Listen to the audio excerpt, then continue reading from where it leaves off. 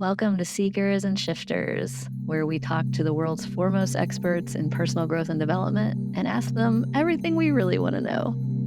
Hey, friends. On today's episode, I am talking to Mark Walsh, who is my friend from the internet. And by friend, I mean somebody who was triggering me constantly with his posts, but also making me think. And so I thought this would be a fantastic podcast guest. Mark is an embodiment coach. He coaches other coaches on embodiment practices. But we didn't really talk much about that in this episode. We talk mostly about politics. So if you are okay with hearing opinions that are different than yours, because I will say my politics and Mark's are very different, but we get along, we tease each other. If you're okay hearing differing viewpoints on different things, and that's not going to be too tough for you, give this episode a listen. I think it might be interesting for you. If you're going to get super triggered by somebody having opposite viewpoints as you, maybe skip this one. Anyway, if you're still with me, enjoy my conversation with Mark Walsh. Mark, do you want to introduce yourself? Yeah, my name's Mark. I teach embodiment. That's about it. And we don't know each other in real life. We're just friends on the internet. I don't even know how we got connected on the internet, but you're a provocative internet poster. I am not. Most people are merely utter cowards. So it's not that I'm provocative. It's just that other people are running scared of the opinions of strangers. And I just speak my mind. And mostly around embodiment, hopefully around things I know about like trauma and the meaning crisis and mental health, but occasionally on other topics. Occasionally we veer off into political topics and relationship topics and things like that, which all, to me, like stem from trauma, right? Your opinions on those things are very much based on. Yeah, I mean, embodiment is integral to every aspect of life. Whatever we do, we have a body. Trauma, again, though some people I think overstate it. It's got very politicized trauma, particularly in the States, for example. I think there's been a sort of takeover of the trauma world by one side of the aisle. So, I mean, that's interesting for me as someone who's kind of conservative leaning in some ways. And I think, certainly relationships, intimacy, all these areas are deeply impacted by embodiment and trauma. So, lots to talk about. A lot to talk about. And it's like, I'm so tempted to veer into politics, and maybe I will. Mark and I have very different politics, which is one of the reasons I wanted to talk to you. I enjoy having a lot of different friends from a lot of different political leanings and viewpoints, because I come from an NLP model of respecting everybody's model of the world and just kind of wanting to understand, how did you get where you got? Obviously, Mark, you've lived a totally different life than I have, and you've come to your points from where you've come, and I've come from where I've come.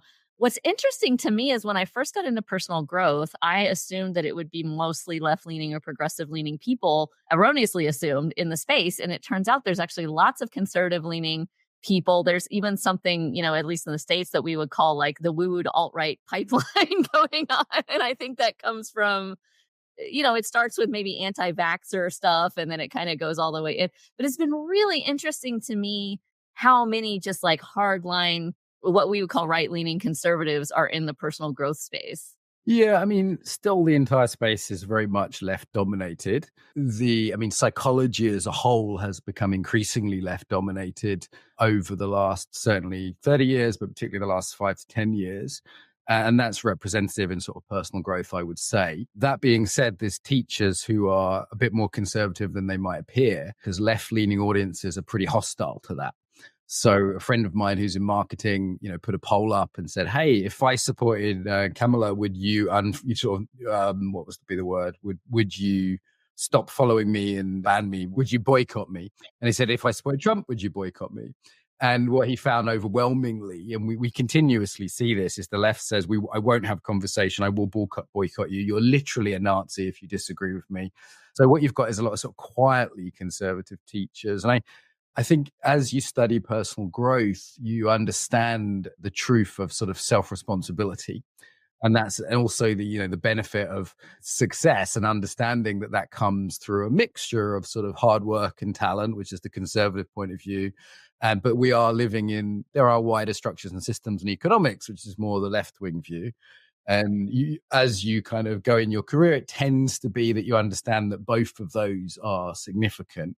And I'd call that integral politics rather than left or right leaning, to understand the different causes of behavior. I think increasingly the sort of, let's say, the authoritarian left has grown, and that is out of keeping with the more libertarian left or right values of many people in the space. So the left's essentially having a civil war in the personal growth space between the more libertarian ones who tend to be skeptical of mainstream views. And liberality is the mainstream view. That's the view that's enforced. The left won the culture wars a long time ago.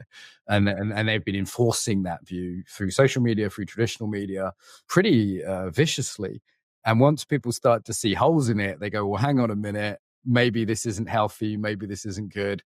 And yes, sometimes go kind of full flat earth or way off on that. But so many conspiracy theories have been shown to be true that it's a little silly to say that they're all not true at this point. Yeah, absolutely. Well, there's nuance to everything, right? And politically, right? If politics is a circle, we have centrist at the top and authoritarianism at the bottom of the circle, right? Left and right both go extreme enough, they get to authoritarianism on one side or the other, right? And so you definitely see that with the increasing polarization, really for the last like 8-10 years of people going toward this on the left and the right. I'm still up here, by the way. I am. I consider myself a classical libertarian. I hate to say that now because the libertarian ethos has been co-opted by the right in the United States. But I am a libertarian more in the classic, like government. Classic liberal, you mean, in the sense of sort of British philosophical liberal. Right. Yeah. Yeah, I mean, I sometimes joke that I haven't moved right. I've simply stayed in the middle, and the culture has moved incredibly far left. And I'm sort of left standing in the same place, going, "Oh, I just kind of wanted free speech and to be responsible for my own behavior. And what the hell's happened?" And I mean, there's certainly no doubt that there's an increasing insanity to certain fringes of the left, which is, children identifying as foxes and things like that starts to get a little bit silly. And I think, as an embodiment teacher, certainly the idea that the gender stuff, I think is not only absurd, but at this point actively harmful to children. And that there does need to be a stand made on that by anyone who's just a decent human being at this point. I always think it comes down, and it's interesting. So for me to say, I really lean libertarian, what I mean is I don't think people's medical decisions, and this gets into abortion, it gets into trans stuff, kids stuff, is anybody else's business. Like, and this is just my belief. And so there are kind of two schools of thought. It's, should we legislate medicine and medical decisions, whether that's, abortion, whether that's gender care, affirming care, whatever, or should it be between people and their doctor? Like, if it's that dichotomy I come on, people, it should be between people and their doctor. I totally appreciate where it's gotten insane to the point where it's, we need to, I'll tell you this, I'm a mother. For my children, if they were to come to me and say, I'm trans and I want puberty blockers, et cetera, I would say, we're going to go to therapy and we're going to wait till you're 18 to do anything chemically to you that is going to alter the course of your life. You're going to be an adult before you make an adult decision like that now. But I'm not ready to say, other parents should do that too, right? And so I think that's where, to me, it starts to cross a line when people are like, nobody in society should be allowed to do this thing, when these things are very nuanced and complicated. Yeah, I mean, it's ethical principles of not hurting children, I think, are pretty simple. We don't let children get tattoos, right? Because, that's a, lifelong decision. I think there are some ethical principles at stake, which are to do with the body. One ethical principle we have is non-violation of the body, right? So that goes into abortion debate, goes into kind of vaccination discussions, that people shouldn't be able to violate our bodies. And then, we'd say abortion, for example, the conservatives are like, hey, but this is also a life, right? And we have this principle of the sanctity of life. And culture generally at the moment has become almost death-seeking. And this is true of cultures in decline generally. I mean, very literally, we're not reproducing in the UK or the US. If it wasn't for mass migration, it simply wouldn't, the populations would be falling rapidly. We don't have replacement birth rates. And you see this more subtly. What does every group on the rainbow flag that's represented have in common is that they're all non-reproductive, right? No, excuse me, I'm a bisexual and I have reproduced double myself. Sure, but the part that gets you on the flag, but you did that during heterosexual activity. Like, that's still the only thing that produces life. No, plenty of queer people have children through insemination and all kinds of other. Yeah, I think I'd still make a claim that heterosexual sex is the basis of life, and I think there's turkey baster life going on all over the place, Mark. Is that the future you want? I think nature didn't make a mistake with men and women, and people have a right to whatever sex life they want. And if you're bisexual, I don't judge that at all. I think that's perfectly whatever. It's none of my business what you do in the bedroom. But the idea that heterosexual relationships aren't the norm is deeply problematic for any society because it simply won't reproduce. Like, this is very commonsensical, whatever fun you personally want to get up to. I want to personally get up to lots of fun, but well, not as much as I used to. I'm 43. Like, yeah, I was a good time in my 20s and 30s though.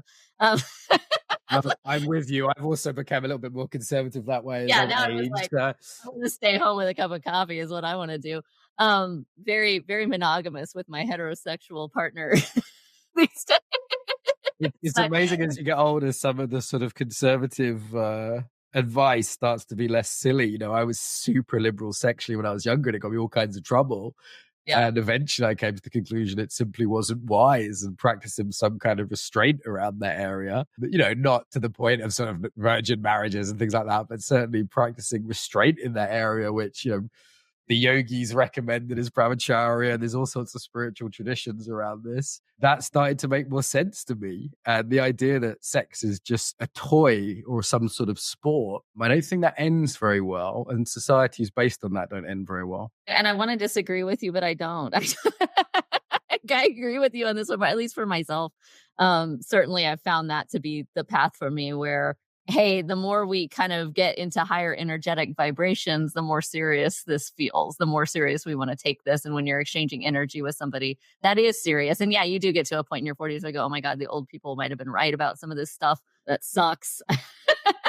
Like, I was rebelling for decades. I think it was Chesterton who said, be careful destroying fences because you don't know why they were built. We have this urge in the West generally, but in America particularly, to say, hey, I want to be free. No one tells me what to do. If I want to identify as a dolphin and be part of a trooplet, I will be, you know.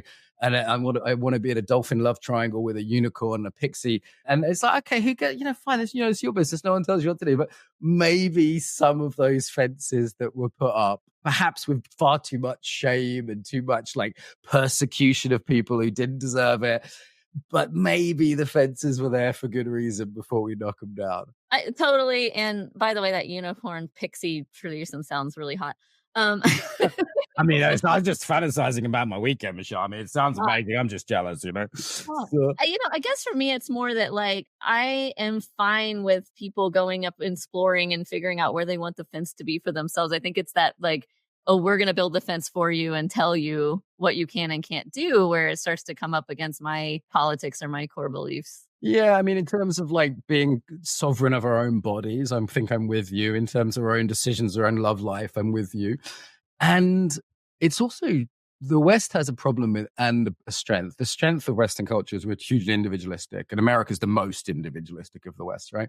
But that's also our downfall because there's an arrogance to that. We don't say, and in the sort of spiritual world, it's like not looking at the benefits of traditions, right? To say, hey, there is Buddhist traditions that have gone before us. And if you want to do meditation, you'd be wise to at least listen to some of the sort of elders in those traditions. And yeah, I think that's the I'm the boss of me individualism is a teenage position. It's not an adult position. And I think it needs to be balanced, much as I like the freedoms of not being in a forced arranged marriage or something like that. Well, exactly. I think it's a slippery slope. And when we talk about getting into authoritarianism, it's a slippery slope to, okay, what does become forced and arranged? Obviously, I'm a woman and that has implications for women all over the world. And we see that play out in different ways all over the world. Women are miserable though, Michelle. I mean, women have never been, this is the most liberal culture there's ever been in human history. It's really weird. And women are the most unhappy. Like over 50% of American liberal women are currently suffering a mental illness. Now, if we live in this super liberal Star Trek paradise that's completely unusual in all of human history, and it's still unusual if you travel, it's not most of the world, you know, it's not most of Asia or Africa, that you'd think they'd be incredibly happy, but they don't seem to be. And all the stats show that they're miserable, right? Well, what do the stats show about men? Men are killing themselves in record numbers because, you know, we are better at everything, including suicide. Absolutely. So better at violence, including against ourselves, right? So, yeah, I mean, I've got a lot of sympathy for young men who are being told they're toxic. What's the positive view of masculinity that's presented? I mean, here's a question for you. What are men better at than women? If you could answer that question sincerely, then I'll believe that we don't live in a sort of misanthropic world that belittles men. physical labor, and I think men should do all of it.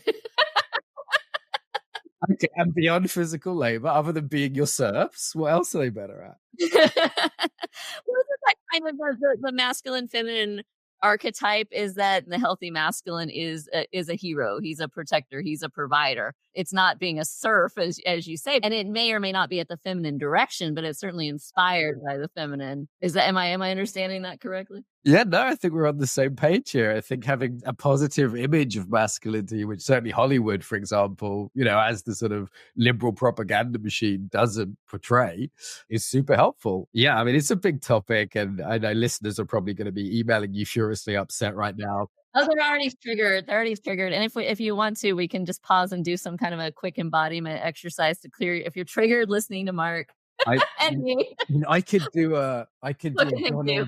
Donald Trump centering exercise for all the liberals listening. I want all the liberals listening to spread their legs and imagine you have Donald Trump's big flaccid white penis between your legs, and just breathe into that. That's First of all, I'm not that I have any empirical evidence, so I'm pretty sure it's not big. This is what's funny is people will continuously insult him based on traditional kind of masculine kind of stereotypes, So he started it. I have no idea. I have no idea about the size of his member, nor is it particularly interesting to me. Or he loves to talk about people's dicks. He was doing a thing last week with Arnold Palmer and talking about, I saw him in the locker room and he was all man. So it's like, he's the one that brought dick size into the conversation. It's interesting, actually, talking about unicorns, like in this world of sort of repressed masculinity, right, which isn't the case, say, in Ukraine when I work there. Women there will say, we love our heroic defender men and they're so masculine and we love that. Because when, someone's invading, all of a sudden you remember that's important. It's a very luxury first world belief to be down on men. It's not the belief. It's not the belief of my sister when she needs a jar opening even, let alone someone in a war zone. It's a luxury belief to have. But in this kind of postmodern situation of repressing masculinity, how does it come out? It comes out in archetypes like Donald Trump, like Andrew Tate, even sort of mythologically like unicorns. That's a phallic symbol on a phallic symbol. Like it couldn't be more like archetypally expressed. So it's like it has to come out somehow. I would hope it be channeled. And, I take young guys to the gym. I try and kind of engage with masculinity in a healthy, positive way. I think martial arts really saved me growing up. That gave me a lot of mental health benefit. I mean, I'm glad you're still smiling and laughing, because I think this is, obviously I'm trolling you a little bit here just for fun, but it's a shame if we hate each other for having different views. And I think this is where a sort of mature nervous system comes in, is can we connect? Can we express different points of view? Can we laugh at these things, even tease each other without going into these kind of trauma responses and frankly, hypervigilance? The hypervigilance I'm seeing around Trump being a Nazi. I mean, read more history. Like if he wanted to set up death camps, he could have done the last 4 years he was president, surely. Smart enough. He we really had handed. Say Hitler was smarter than Trump, Michelle. You're going to get cancelled for that. I'm just saying. But he's really not a Nazi, right? So there's a certain hypervigilance. Handed that shit to him on a silver platter last time. We were like, please take over our country, and he couldn't do it. So he.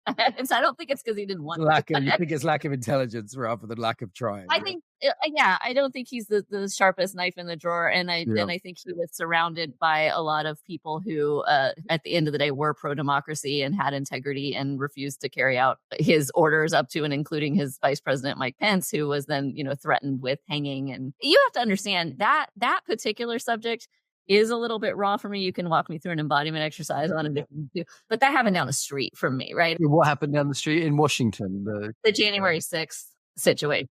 The situation, which was a few people going into the Capitol. Oh no! Which was our Capitol being breached, broken into. A bunch of people died. A lot of Capitol police officers died. Several on that day from their injuries, and several more from suicide and PTSD after the fact. That is something that I take seriously. That was a collectively traumatic event for the people who live in Washington, D.C. and were like, that was going down the street from us. It's different from watching it on TV across the world. Yeah, no, when things are local, it resonates very differently. I appreciate that. I mean, I would still say there's a degree of hypervigilance going on in terms of I didn't see evidence of an insurrection that looked like it was about to take over a country. I don't know the details of it, though, so I probably shouldn't comment on it. But I know if something's local, it can feel very threatening. Well, yeah, it was the fact that these are really sacred buildings to us. And, like the Capitol building is a very sacred building, and it is very well protected all the time. I mean, they've got snipers and they've got Capitol Police all the time. The fact that the crowd was large enough to overrun the Capitol Police, who were standing there very bravely trying to defend the Capitol, and like I said, getting hurt, some got killed in the process. It was a crazy juxtaposition. You had people with like pro-police flags beating police officers with the pro-police. Wow, yeah, that's a bit weird. I mean, I don't know all the details about it. I do know it does seem there was a degree of incitement. It does seem like there was quite a lot of agents in that crowd who were working for whoever.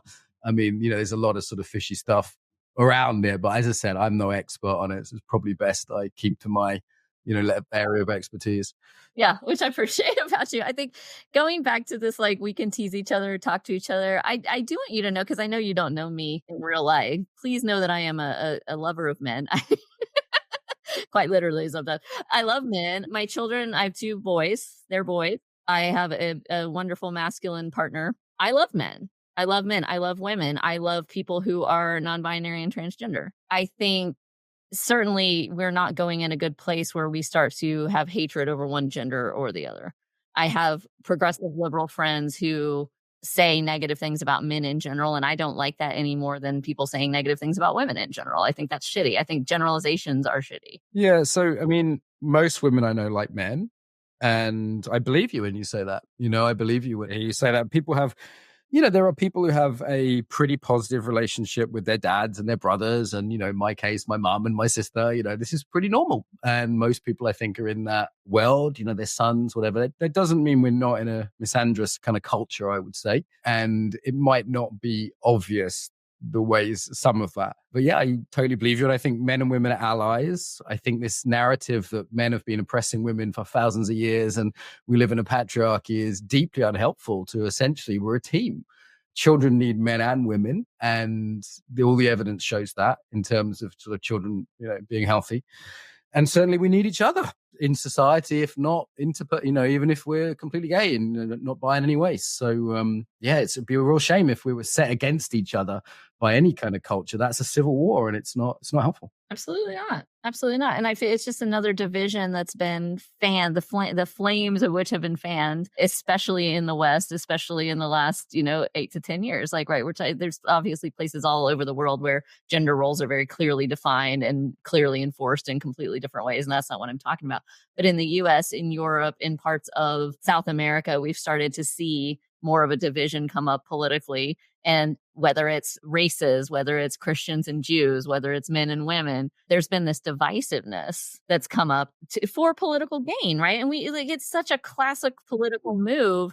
If we divide people, then we can go up the middle and we can take over. Yeah, I mean, you've got a weird situation now where culture's become far left in a way that it never has in the past. But actually, the economy is run on very right-wing grounds where the poor have got poorer and the rich have got richer. I'm often say we need a bit of a slightly more left-wing analysis of the economy and a slightly more right-wing analysis of culture, because probably the balance is between the two there. So, the old school Marxist in me is like, hey, yeah, absolutely. This is just ways to divide and conquer people. America's an oligarchy. It's not a democracy. So it's like in any event, like that's really the kind of key piece there. Yeah. Can we talk about how Elon Musk is maybe going to just to decide the election? Hopefully not. But, he's emerged as like a key player in the presidential election, which is nuts. Well, it makes sense in that he's, one of your more successful entrepreneurs. He does things that other people admire, or his team does, and also him personally. What could be more phallic than sort of rocket ships as well, right? Giant phalluses thrust into space. I mean, again, in this sort of world of shitting on masculinity, anyone who does that is going to become a hero. He's certainly not stupid. I think he believes very deeply in free speech, and he's personally had a child who's been transitioned against his will, and that, that's impacted his views. Also, the other idea of him running the election is bizarre because it's kind of like, if you imagine there's all these media platforms and the vast majority of them are left-leaning, or certainly social media, like Google is absolutely far left. Facebook and therefore Instagram and YouTube are absolutely far left. So, I mean, the fact that there's one platform that's more right leaning now or more libertarian leaning. I mean, well, if he can swing an election just using X, I think maybe truth's on his side a little bit. And it does seem to be the left who's increasingly censorious. And if No, you're the one censoring, no, it's absolutely true. The reason I'm off Facebook now is I couldn't speak my mind on there. It was just utterly censored every time I tried. And eventually I just went, you know what? I don't want to be on a platform that won't tolerate my views. You know, the social media stuff is one thing. I think where he's really swinging stuff, him and Peter Thiel and some of these other guys, is through, you know, cryptocurrency and having convinced at least a significant segment of the American population, maybe, and, you know, largely white guys who fancy themselves, you know, investors. Like that's a racist comment, Michelle. No, I don't think no, what you just said was a race. No, it's so normalized for Americans to be racist against white people that you'll just make an offhand comment like that. You wouldn't make that comment about no other ethnic group. Correct. No, I might, if we're talking about political leaning. You'd say, oh yeah, the Jews are doing something, or the blacks. Of course you wouldn't. There's no way you would do that. Come on. I would totally say, like, flippantly able to make racist comments against white men. That's a mixture of the racism and sexism. Say this group of people, for instance, right now, Latino men are leaning more conservative. Black men are leaning more conservative in the United States. That's been really interesting for the liberals who counted on both of those contingents of voters. And so when we're talking politics, and, you know, I don't know if you know this, actually, maybe you don't. I come from a background as a political operative for the last 20 years. I did not know that. Yeah, we continuously talk about segments of the population and what they're thinking and what they're doing, because that's where political strategy moves. It's just segmenting. I mean, it's the one around the left thinking that all black people and all Latin people are going to support them is hilariously patronizing. And the idea that they might have more traditional values is somehow shocking to them. And I mean, that's the arrogance of the left. It subdivides the world into ethnic groups. And, you know, this essentially is a Marxist analysis that they're all part of this sort of Maoist revolution. And, you know, a Mexican Catholic is just like, there's no way. Many Latinos are Catholics. Back to my point. I think there is a segment of the population who is looking up to Elon Musk and Peter Thiel and thinking that they can game the financial system, and that if they vote for Trump, they vote conservative. And which I think Elon Musk and Peter Thiel and JD Vance and these guys are in this, oh, we can, you know, if we get Trump elected, we can control him. We can control the economy. What we're going to do is crash the dollar, and cryptocurrency is going to blow up. And they've got a lot of people convinced, like, hey, if you rock with us and you get into crypto. Okay, yeah, I don't know this one. I haven't researched this one. So. Oh, God, yeah, buy some crypto just in case. Like, hedge my bets against. I'll be buying some crypto just in case prior to the election, guys. Listen, politics is fun, especially when it's good natured like this. You know, what I would say is it's just not my area of expertise. You know, and guys, and if you're still listening, if you're still with us, if you haven't hung up on us. I reached out to Mark originally and I was like, you're such a dick. Come on my podcast. This will be fun. No, I am indeed a dick. I take that as a compliment. Fallacies are noble and beautiful and have given the world much fertility. So you can call me a dick anytime, Michelle. Thank you. And I will. And can we get into your area of expertise for a second? Yeah, I mean, we touched upon it with some of the gender stuff in that, you know, the idea of embodiment is part of that, right? Body, mind split. And yeah, that's my main topic. I train a lot of coaches in that, train a lot of tools in that. And, you know, most of my students are liberal, actually. But it's, you know, I just kind of, as long as they're open-minded. I find the States is the hard one for that. Like, I was in Austria. My main student there is very, very left-leaning, and it's no problem. But it's everything's much more divided and extreme in the States. People seem to get very dysregulated very quickly about it. It's interesting. I was looking in England that you'd put a political sign up in your yard very easily in England. I think in America, people would be very scared to do that these days, just to get a stone through the window. So yeah, my area, as I said, I've done trauma work in Ukraine. That's been something that I've been sort of deeply involved in for a few years. Working with young men increasingly around their own kind of sense of meaninglessness and mental health issues. And most of my day job is just training coaches with just very practical tools, which is, you know, your politics is irrelevant for that stuff. It's just useful for whoever. No, I think it's amazing. And I do think it's important. And just to bridge from politics, I saw that here, obviously living in Washington, D.C. with lots of my friends. Most of my friends come from the left. I do have some select friends on the right as well. Some of your best friends are Republican. Some of my best friends are Republicans. That's right. Some of my best friends are white guys. straight guys. Sorry, is that white straight guys the ones who built the world, right? Is it who invented all the stuff you're using now? Is that who you're talking about? Yeah, like keeping everybody else down so they could be in charge of it. Yeah, those guys. And what I saw happen to my friends as things got more and more politically polarized, especially the folks who don't work in politics and they don't deal with this day to day, was that it was starting to actually damage their perspective on life. It was really starting to damage their ability to enjoy their life, right? When you get so caught up in, like you said, canceling all these people, hating these people, you get into a victim mentality. And I do think this is happening on the left and the right, where it's like those people are oppressing me and my way of life. It's not really a very fun way to live, Mark. And so this is where you and I are aligned, right? Where I started to get into personal growth and in these types of embodiment tools is, hey, first of all, I need to calm myself down and I need to get myself to a point where I can have a conversation and have a friend like Mark and we can be friends and we can exchange ideas without me feeling super anxious or like I want to like hurt you or run away from you or any of those, fight flight responses. But I saw so many of my friends get stuck in fight flight trauma response just to the news.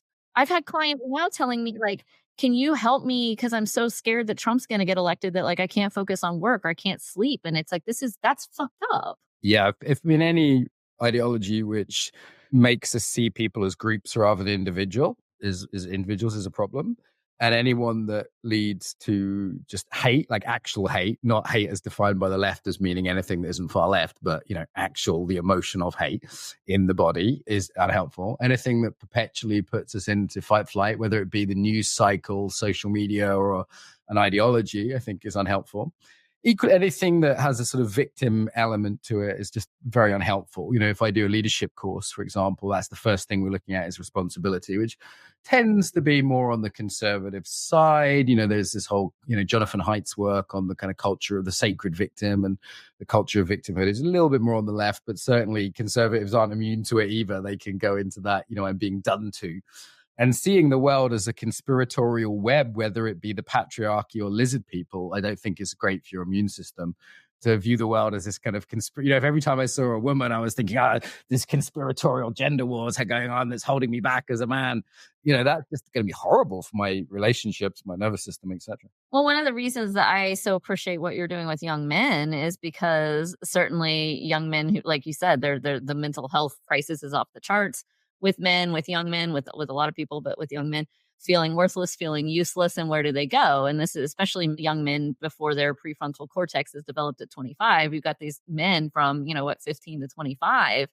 I'm feeling useless. I'm feeling worthless. Where do I go? And this is where they are prime recruitment targets for anything from, ISIS, Hamas, incels, where you can start to take somebody and say, hey, we're going to give you a sense of a place of belonging and turn somebody violent. Yeah. I mean, incel again shows the bias, right? Like even the term, it just means men who can't get a girlfriend. That's all it means. Young men who can't get a girlfriend, like involuntary celibate. Yeah, is red pill better? I mean, that's all it means, right? I mean, we're just laughing at people and being mean to people who can't find a partner because of the nature of the dating apps and, various other things.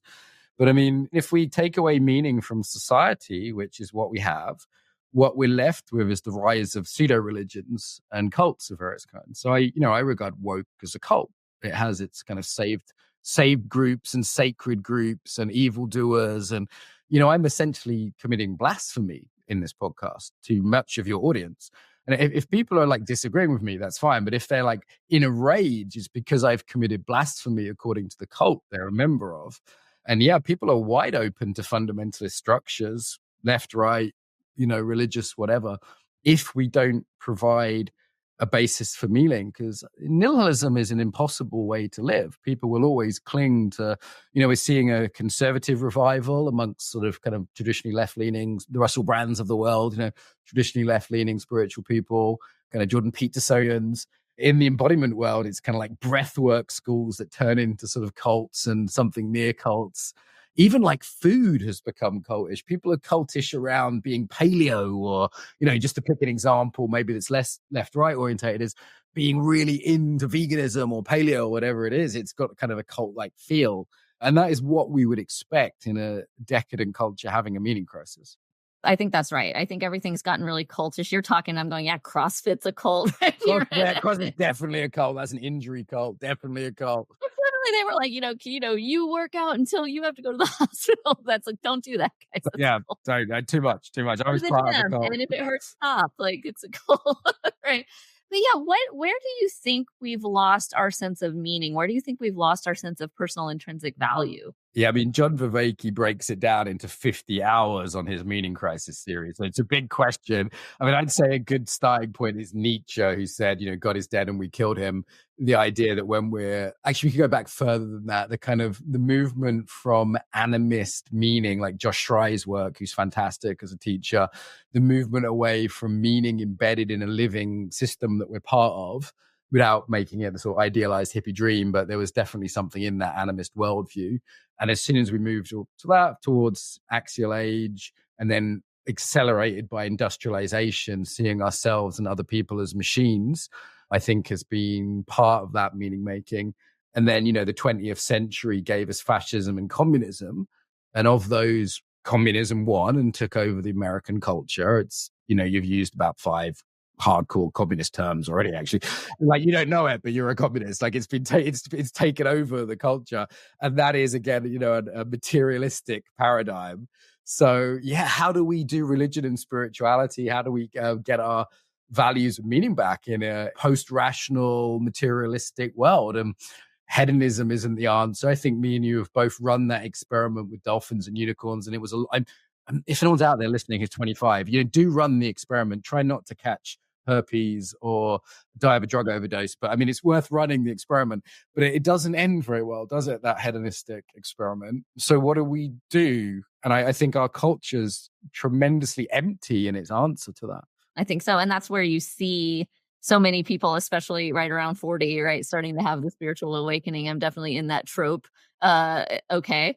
Right. Whether it's a midlife crisis or whatever it is, you do get to a point in your life where you go, okay, I did all those things. I checked all the boxes. I did everything I wanted to do. I've made money. I've traveled the world. I've done, yeah, like you said, all the hedonism that I wanted to do. And now there's got to be something more to life. And so some people go into religion. Some people go into ayahuasca ceremony. Well, it's desperately seeking something, and kind of hallucinogenic revolution, psychedelics have come back in a big way, but they lack any kind of structures and systems around them. We lack ritual. We lack the coherence, even in most major cities. We lack the cultural coherence.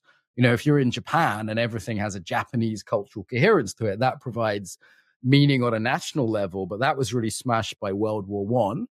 The idea of it's not really viable at that point. And certainly countries like America that are founded on migration from different countries, that's not really viable. I mean, you have this kind of state religion, like you alluded to, the capital having sacred places in them. Yeah. But it's like, if people no longer have the values of the founding fathers of your country, I don't know how that's viable. Ethnicity, I don't think is really viable. There was a few people that took that a bit far in the 1940s. And there's certainly places like Israel that still continue. I was like, are we talking about Hitler as somebody who took it a little bit far? That was British understatement at work. Obviously, I'm pretty anti the mid-20th century Germans, but it's as a proud Brit whose grandparents fought at D-Day, it's certainly for me it's abhorrent. But the idea that we can get rid of cultural and family ties is equally throwing the baby out with the bathwater. So how do we have level of meaning at the level of the individual, which is the American dream, but also adding to that our group, what groups we're a part of, our nation, linguistic group, that could be done in a healthy way. We need a healthy nationalism embedded within a healthy internationalism, lest people mishear me. And then we need some kind of coherent spirituality that isn't just a new age pick and mix of whatever we feel like on a Tuesday when we're doing ayahuasca on a Monday. And, on a Wednesday, we're at the Buddhist Retreat Center at Spirit Rock having woke politics combined with Western therapy. I mean, good luck with that postmodern combination. These aren't easy questions to answer. Like, where does the individual stop and the group begin? Where is duty important to other people versus, individual expression important? Sometimes these things can feel at odds. How do we merge them into something that's healthy? And is that something that is then legislated for everybody, or does that have to become an individual path or a choice? I don't think these are questions Mark and I are going to answer in the next 5 minutes. They go back to the ancient Greeks, right? The relationship between the individual and society, or the polis for the Greeks. These are big questions, and anyone who thinks they've got them figured out is probably hubris at work. Absolutely, 100%. I think, what we can control, and going back to this, really what to me is the fundamental philosophy of empowerment is that you do have control largely over your own life. You don't really have control over much else, but you have a lot of control over you. You have control over how you think and feel, over how you perceive things, over the reality that you create. And I'm saying, and Mark is saying the same thing. No, nobody's saying that different people don't have different circumstances, or that some people don't have it, quote unquote, harder than others. What we're saying is you are where you are, and you are who you are, and you get to do what you want with that. And at the beginning of any coach training, any embodiment training, any kind of NLP training, anything is this sense of cause and effect, right? Are you at cause? Or are you at effect? Are you taking responsibility over what happens to you? Are you happening to your life? Or are you somebody who's in the mentality that life is happening to you? If you are the latter, it is a very disempowered position, and you're not going to feel very good walking around. Like what Mark and I are both trying to do here, I think I'm speaking for you, Mark, so correct me if I'm wrong, is get you just feeling okay walking around in your life, right? Like just at peace with yourself first. Michelle, you're a secret conservative. I mean, that was a beautiful, eloquent exposition of individual responsibility, and you're more conservative than you realize in your wisdom. But yeah, we'll scrape off some of these communist layers. We'll red pill you, and I think bisexuals for Trump is the future. So it's not happening. It is happening. I'm sure somebody's doing it. Somebody's out there. Actually, gay men are very conservative in the UK now. There's a very interesting movement towards that. We have some conservative gays in the United States as well. It's a whole thing. Anyway, one of the things that I love that you do, just with our last couple of minutes, if you're not following Mark on Instagram, please do. Fascinating. You do these like 1 minute, I don't know what you call them. Yeah, embodied coaching. We do 1 minute demos. I mean, normally they're people who are at workshops, so they're pretty kind of warmed up, and then off camera, I'll say like, hey, what are we doing the coaching on? But then it's literally like 1 minute coaching. So if someone were listening to us right now, let's just say they got really triggered by you. Yeah. If I were to come to you right now and say, Mark, I'm feeling really lit up and really triggered and really pissed off at you, how would you coach me in 1 minute? I mean, that's fine. I mean, first of all, if there was that break of trust, there probably wouldn't be much of an opening for coaching, right? Like coaching happens in a relationship of trust. So like that's not a great setup. The first thing I'd say is I'd look at the language. I'd say like, are you really triggered? Because that's words associated with trauma. If someone's genuinely triggered, they're in a trauma response, and you should be seeking therapy. You shouldn't be in conversation with someone. You certainly shouldn't be thinking what's coming out of your mouth is in any way sane or sensible or worth anyone else listening to if you're genuinely triggered. So I think we need to reclaim the language of trauma. That's a bit of a side note. If what they mean is I'm stressed and unhappy and full of anger and rage because I disagree with you and you're a bad person, I would say relax your belly, sit back in your seat. If you really want to send me an email, I won't read it, but you could. Or if you really want to make your point about what a bad person I am, if you want to effectively cancel me, then better to do that from a relaxed resource position, right? And when you soften your eyes, soften your breath and your belly, you may find that I'm not a figure of hate or someone worth canceling. You may find, oh, actually, there's maybe even just 1% truth in what I'm saying. And is there a funny side would be the other question here. Like a sign of sort of trauma usually happening is the humor going out the window. And, I'm very British, Anglo-Irish really in the sense that, can you smile and actually say, you know what, can I just laugh at all this drama that's playing out that I feel so involved with? I'm so angry about issues that I didn't even know about 5 years ago. If you're morally upset about a word that was invented in the last 10 years, there are no new sins, right? It might be that you've been hooked by a kind of cultural thing there. But yeah, take a breath, soften your belly, and see if you can soften the edges on that hate, even if it's only to cancel me more effectively. That's right. Beautiful. By the way, I agree with what you're saying. If you are feeling that angry or something akin to hate, it's not about what the person just said. It's not about what you just read. It's not about them at all. It's about something that's going into you that was installed deeper when you were young. And it is certainly worth exploring what that is making you feel that way in response. And I get it. Like for example, if people have been hurt by men or by women, they might have that anger there just because they're getting that like 20% anger extra free, which is historical and not current. And unfortunately, that destroys the relationship because the other person's going, hey, this is over the top. What the hell, And they're either under or overreacting disproportionately. The dangerous past is being projected on the present. I mean, that's almost a definition of trauma. And that certainly happens on all sides. And I think it's really important we don't let traumatized people who are effectively failed men and women, We're letting unsuccessful men and women, in terms of their relationships with other men and women, for example, dictate for the rest of us what is normal and what's the case. It's their hypervigilance that isn't. Most of us are like me and you, just people getting on and having conversations who, love our brothers and sisters and don't have an issue. So let's not let crazy people run the world. And don't be one of those crazy people. Learn to take care of yourself is what we're saying. Mark, where can people find you on the internet if they want to send you hate mail? Where could they do that? Yeah, Grinder. That's the most important one. No, it's not Grinder. I wish I was gay. Oh my God, I'd have so much fun. Feel it. You would. Is there you had those conversion camps with Christians run in America to try and turn gay people straight? I want to do the other way around. I want to roll with that just for a year, see what it's like.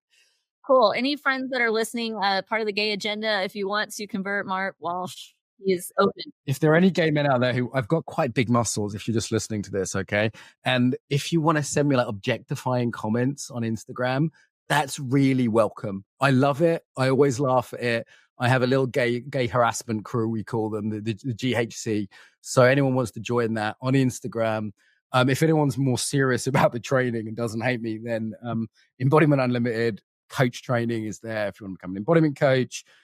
Feral Philosophy, if you have young men who are struggling with meaning and mental health, and that's on YouTube. So Feral Philosophy on YouTube for the young men. And for anyone interested in coaching, it's embodimentunlimited.com. Loads of free stuff there. And you don't have to agree with my politics. At least 50% of my students don't. Mark, thank you so much. And if you're still listening, thanks. Hey, you got all the way through it. Good job. Well done. If Karen from Portland with blue hair is out there listening and she's got all the way through, I just want to say, well done, Karen. I respect that. You've done great. Take a breath. Shag an extra unicorn this weekend on me. You've done brilliantly. Shag all the unicorns you want, people. Freedom is important. Thank you, Mark. I really appreciate it. Oh, Michelle, pleasure. An absolute pleasure. Talk soon. Bye.